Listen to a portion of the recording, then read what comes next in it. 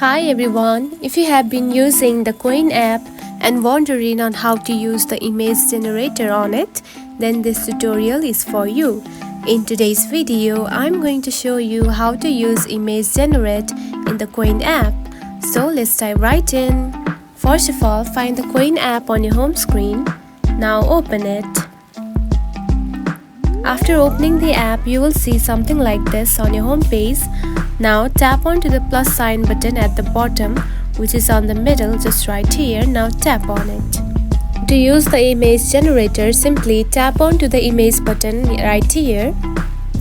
Then choose one of these, camera or gallery, and add a photo just like this. And add the message or description that you want to use the image generator, however you want to add it, just like this. After that, simply tap onto the send button right here.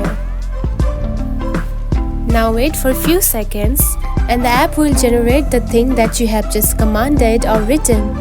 And that's it. This is how you can use the image generator in the Qwen app. If you found this video helpful, don't forget to like and subscribe for more tips. Thanks for watching.